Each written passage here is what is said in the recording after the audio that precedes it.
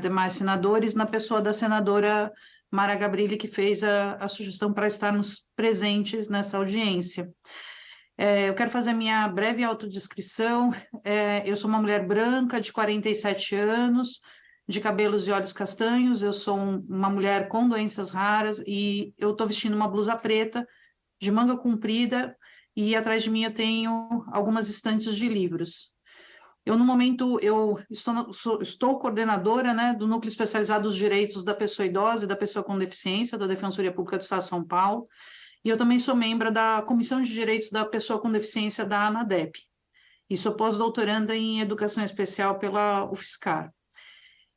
Eu queria primeiro começar falando que nós, defensores, né, a gente acaba tendo um papel de receber as reclamações, né, das famílias, especialmente mulheres, periféricas que vivem sozinhas, né, que têm que sustentar seus filhos sozinhas, e que cujos os filhos e filhas estão em escolas públicas, municipais, estaduais, e elas trazem reclamações sobre a falta de apoio, a falta de um atendimento adequado para as crianças e adolescentes, né? E isso não é uma reclamação só que eu ouço na Defensoria Pública do Estado de São Paulo, é uma reclamação constante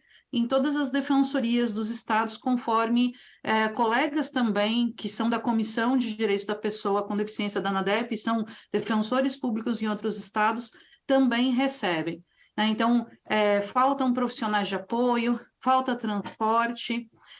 A gente também recebe reclamações de escolas especiais, então a gente recebe reclamações daquilo, de fato, que não está adequado, né? Mas o que a gente tem percebido, e aí na pesquisa que eu fiz também no pós-doutorado, que a gente está tendo um aumento, de fato, na judicialização da educação especial, especialmente nos pedidos de profissionais de apoio, né? E isso mostra que a gente precisaria aprimorar a política pública, né? Portugal fez isso, tinha uma política em 2008, eu estudei essa política no doutorado, quando eu fiz, e depois fez uma atualização em 2018, e a gente percebe que a gente precisa, até porque já se passaram vários anos aí, mais de uma década, e a gente precisa, de fato, garantir esse aprimoramento. E aí o comentário geral número 4 do Comitê da ONU, que faz a interpretação autêntica da Convenção,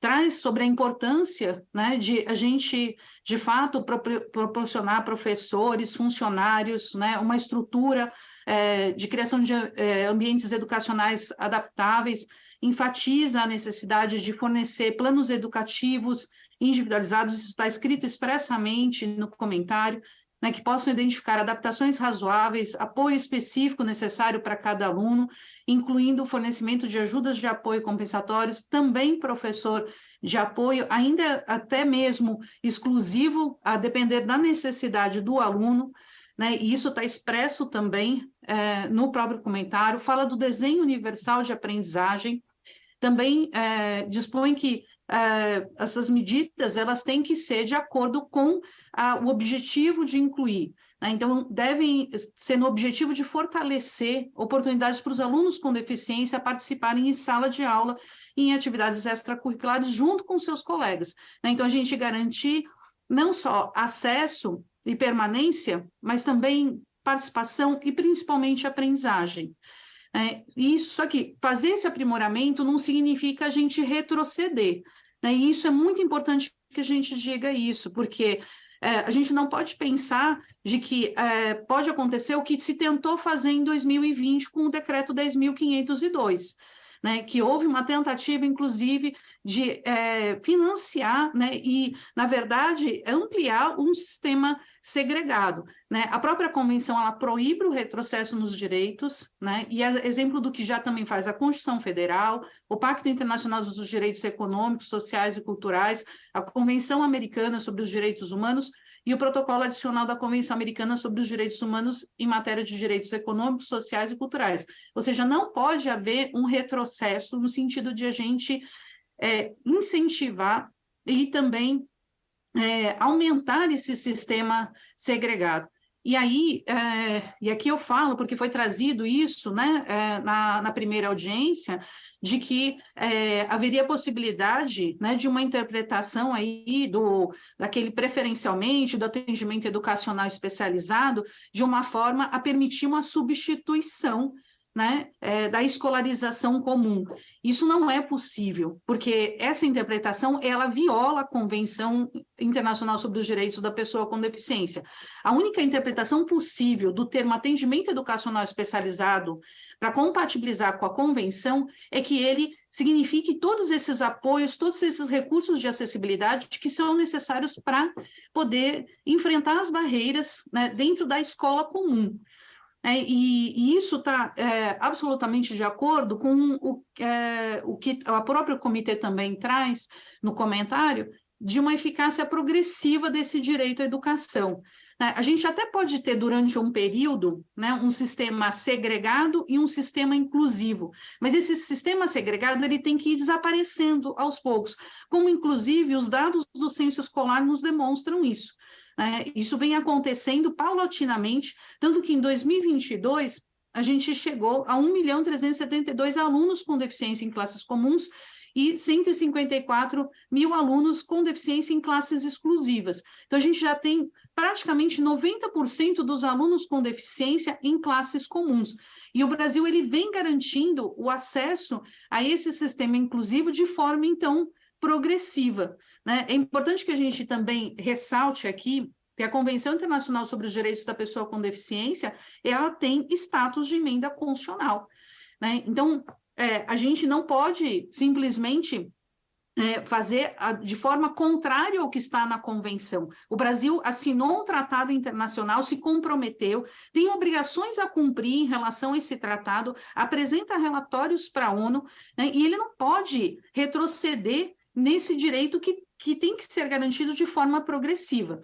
E isso implica, né, em alocar o máximo de recursos disponíveis em relação à educação inclusiva, ampliando, garantindo tudo o que é necessário para os alunos com deficiência, né? E uma informação que é importante que a gente diga aqui, que a recusa dessas adaptações dentro das escolas comuns, ela não tem eficácia progressiva. O que significa dizer isso? Significa que as famílias elas podem sim e devem exigir os apoios necessários para que os alunos estejam nas salas comuns.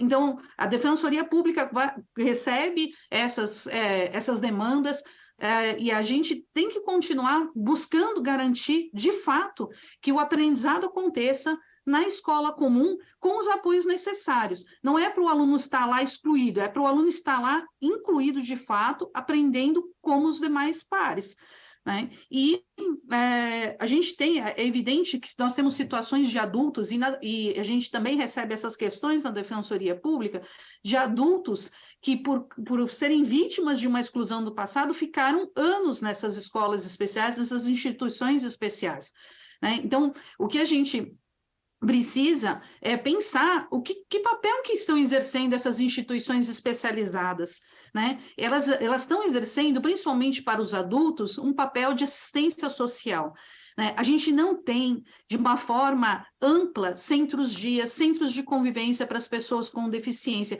e a gente precisa investir nesse sentido de que a gente garanta nos municípios esses espaços, porque esses espaços são importantes para aqueles alunos que foram vítimas de uma exclusão, não conseguiram ter oportunidade como os demais alunos, que talvez hoje já consigam entrar e consigam ter os apoios necessários, e a gente permitir que as famílias também tem o seu espaço para poder garantir, porque a gente tem que lembrar que normalmente a mãe fica sozinha, ela fica com um filho com deficiência, muitas vezes vivendo de um benefício da prestação continuada, sem apoio, sem nenhuma rede de apoio, e isso tudo é muito difícil. Né? Então, a assistência social ela tem um papel importantíssimo, inclusive para evitar uma institucionalização. E a institucionalização é algo muito grave em relação às pessoas com deficiência, porque leva efetivamente uma segregação de tudo. Né? Então, diante disso, eu acho que isso está expresso, né? Esse legislativo ele precisa, de fato, trabalhar para poder alocar o orçamento, então identificar, nós estamos tendo dificuldades, a gente precisa aprimorar essa política de educação inclusiva, precisamos, então, vamos priorizar o orçamento para garantir os recursos adequados, para tornar acessíveis os ambientes educacionais, né? Num prazo definido, o investimento em formação inclusiva de professores, a disponibilização de adaptações razoáveis, o fornecimento de transporte acessível para a escola, isso tudo está no próprio comentário geral número 4. A disponibilização de livros didáticos, materiais de ensino, de aprendizagem que sejam acessíveis e apropriados, o fornecimento de tecnologias assistivas em línguas de sinais e a implementação também de iniciativas de conscientização para enfrentar o estigma e a discriminação, especialmente o bullying nos ambientes educacionais. Não pode haver uma alocação de dinheiro para poder, de orçamento, para incentivar os espaços segregados.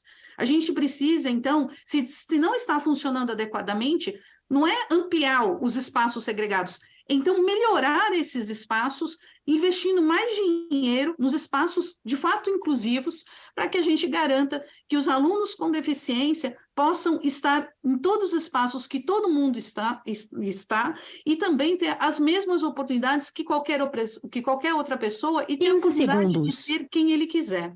Então, eu agradeço mais uma vez a oportunidade aqui e a gente continua pela Defensoria Pública à disposição das famílias para que a gente possa garantir, de fato, uma educação verdadeiramente inclusiva. Obrigada.